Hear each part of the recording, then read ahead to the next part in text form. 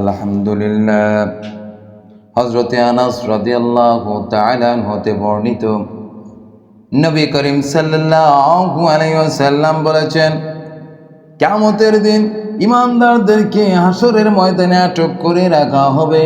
এমনকি তারা অত্যন্ত চিন্তাযুক্ত ও অস্থির হয়ে পড়বে এবং বলবে, যদি আমরা আমাদের রবের কাছে কারো দ্বারা সুপারিশ করাই, তাহলে হয়তো আমাদের বর্তমান অবস্থা হতে মুক্তি লাভ করে আরাম পেতে পারি। তাই তারা হযরতে আদম আলাইহিস সালামের নিকট গিয়ে বলবে, আপনি সমস্ত মানব মণ্ডলের পিতা, আল্লাহ নিজ হাতে আপনাকে সৃষ্টি করেছেন, ও জান্নাতে বসবাস করতে দিয়েছিলেন, ফেরেশতাদের দিয়ে সেজদা করাইছিলেন এবং সমস্ত জিনিসের নাম আপনাকে শিখিয়েছিলেন। আপনি আমাদের জন্য আপনার রবের কাছে সুপারিশ করুন, যাতে তিনি আমাদেরকে এই কষ্টদায়ক স্থান হতে মুক্ত করে প্রশান্তি দান করেন। তখন হযরত আদম আলাইহিস সালাম বলবেন, আমি তোমাদের এই কাজের উপযুক্ত নই। নবী করিম সাল্লাল্লাহু আলাইহি ওয়াসাল্লাম বলেন, তখন তিনি গাছ হতে ফল খাওয়ার কথা স্মরণ করবেন। তখন তিনি বলবেন, বরং তোমরা পৃথিবীবাসীর জন্য প্রেরিত করা আল্লাহ তাআলার সর্বপ্রথম নবী হযরতে নূহ আলাইহিস সালামের কাছে যাও। সুতরাং তারা সকলে হযরতে নূহ আলাইহিস সালামের কাছে গেলে তিনি তাদেরকে বলবেন, আমি তোমাদের এই কাজের উপযুক্ত নই, এবং সঙ্গে সঙ্গে তিনি তার ওই কথা স্মরণ করবেন যখন অজ্ঞতাবশত নিজের ছেলেকে পানিতে না ডুবানোর জন্য আপন রবের কাছে প্রার্থনা করেছিলেন। এই কথা স্মরণ হওয়া মাত্রই তখন তিনি বলবেন, বরং তোমরা আল্লাহর খলিল হযরতে ইব্রাহিম আলাইহিস সালামের কাছে যাও।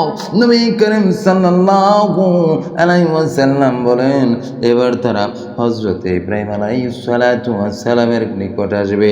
তখন তিনি বলবেন, আমি তোমাদের এই কাজের উপযুক্ত নয়, এবং তিনি তার 3টি মিথ্যা উক্তির কথা স্মরণ করবেন এবং বলবেন, বরং তোমরা হযরত মূসা আলাইহিস সালামের কাছে যাও। তিনি আল্লাহ তাআলার এমন এক বান্দা, যাকে আল্লাহ তাওরাত কিতাব দান করেছেন, তার সাথে কথা বলেছেন এবং তাকে নৈকট্য দান করে রহস্যের অধিকারী বানিয়েছেন। নবী করিম সাল্লাল্লাহু আলাইহি ওয়াসাল্লাম বলেন, তখন সকলে হযরতে মূসা আলাইহিস সালামের কাছে আসলে তিনি বলবেন, আমি তোমাদের এই কাজের উপযুক্ত নই। তখন তিনি সেই প্রাণনাশের কথা স্মরণ করবেন যা তার হাতে ঘটেছিল। এই কথা স্মরণ হওয়া মাত্রই বরং তিনি বলবেন, বরং তোমরা আল্লাহর বান্দা ও রাসূল এবং তার কালেমা ও রূহ হযরতে ঈসা আলাইহিস সালামের কাছে যাও। নবী করিম সাল্লাল্লাহু আলাইহি ওয়াসাল্লাম বলেন, তখন তারা সকলে হযরতে ঈসা আলাইহিস সালামের নিকট আসবে। তিনি বলবেন, আমি তোমাদের এই কাজের উপযুক্ত নই, তোমরা বরং মুহাম্মদ সাল্লাল্লাহু আলাইহি ওয়াসাল্লামের কাছে যাও। তিনি আল্লাহর এমন এক বান্দা, যাকে আল্লাহ তাআলা তার আগের অপরের সমস্ত গুনাহ মাফ করে দিয়েছেন। রাসূলুল্লাহ সাল্লাল্লাহু আলাইহি সাল্লাম বলেন, তারা আমার কাছে আসবে, তখন আমি আমার রবের কাছে তার দরবারে হাজির হওয়ার অনুমতি প্রার্থনা করব। আমাকে তার কাছে যাওয়ার অনুমতি দেওয়া হবে। আমি যখন তাকে দেখব, তখনই তার উদ্দেশ্যে সেজদায় পড়ে যাব।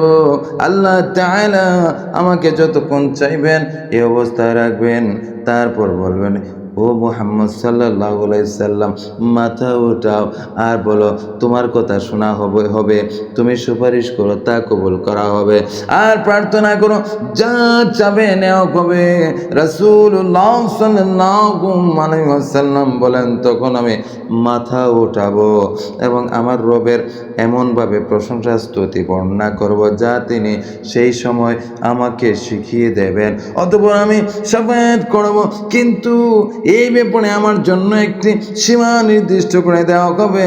তখন আমি আল্লাহর দরবার হতে উঠে আসবো এবং ওই নির্দিষ্ট সীমার লোকদেরকে জাহান্নাম হতে বের করে জান্নাতে প্রবেশ করাবো। তারপর আমি পুনরায় ফিরে এসে আমার রবের দরবারে তার কাছে হাজির হওয়ার অনুমতি চাইব। আমাকে অনুমতি দেওয়া হবে। আমি যখন তাকে দেখব তখনই তার উদ্দেশ্যে সেজদায় পড়ে যাব এবং আল্লাহ তাআলা যতক্ষণ চাইবেন আমাকে এই অবস্থায় থাকতে দেবেন।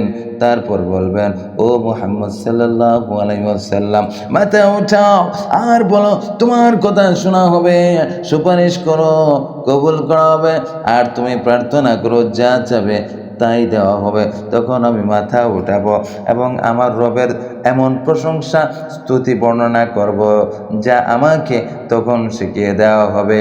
এটার পর আমি সাফায়াত করব, কিন্তু আমার জন্য এ ব্যাপারে একটি সীমা নির্দিষ্ট করে দেওয়া হবে। তখন আমি আমার রবের দরবার হতে বের হয়ে আসব এবং ওই নির্দিষ্ট লোকগুলোকে জাহান্নাম হতে বের করে জান্নাতে প্রবেশ করাবো। তারপর তৃতীয়বার ফিরে এসে আমার রবের দরবারে উপস্থিত হওয়ার অনুমতি চাইব। আমাকে তার কাছে উপস্থিতির অনুমতি দেওয়া হবে। আমি যখন তাকে দেখব তখন সেজদায় পড়ে যাব। আল্লাহ যতক্ষণ ইচ্ছা আমাকে অবস্থায় রেখে দিবেন। তারপর বললেন, ও মুহাম্মদ সাল্লাল্লাহু আলাইহি ওয়াসাল্লাম, মাথা উঠাও, বলো যা বলবে তা শোনা হবে, সাফায়াত করো, তোমার সাফায়াত কবুল করা হবে, আর প্রার্থনা করো, যা প্রার্থনা করবে তা দেওয়া হবে। রাসূলুল্লাহ সাল্লাল্লাহু আলাইহি ওয়াসাল্লাম বলেন, তখন আমি মাথা তুলব এবং আমার রবের এমন হামদ সানা করব গো যা তিনি আমাকে সে সময় শিখিয়ে দেবে। রাসূলুল্লাহ সাল্লাল্লাহু আলাইহি ওয়াসাল্লাম বলেন, তারপর আমি সাফায়াত করব। এ ব্যাপারে আল্লাহ তাআলা আমার জন্য একটা সীমা নির্দিষ্ট করে দেবেন। তখন আমি সেই দরবার হতে বাইরে আসব, তথায় যে তাদেরকে দুজক হতে বের করে বেহেশতে প্রবেশ করাবো। অবশেষে কোরআন যাদেরকে আটকে রাখবে, অর্থাৎ যাদের জন্য কোরআনের ঘোষণা অনুযায়ী চিরস্থায়ী দুজকবাস নির্ধারিত হয়ে গেছে, তারা ব্যতীত আর কেউ দুজকে থাকবে না। সুবহানাল্লাহ। বর্ণনাকারী হযরতে আনাস রাদিয়াল্লাহু তাআলা আনহু বলেন, অতঃপর রাসূলুল্লাহ সাল্লাল্লাহু আলাইহি ওয়াসাল্লাম কোরআনের আয়াত আসা আইয়াবআসাকা রাব্বুকা মাকামাম মাহমুদা, অর্থাৎ আশা করা যায় আপনার রব অচিরে আপনাকে মাকামে মাহমুদে পৌঁছিয়ে দেবেন, তেলাওয়াত করলেন এবং বললেন, এটাই সেই মাকামে মাহমুদ তোমাদের নবীকে যার প্রতিশ্রুতি দেওয়া হয়েছে। বুখারী ও মুসলিম শরীফের হাদিস। সুবহানাল্লাহ।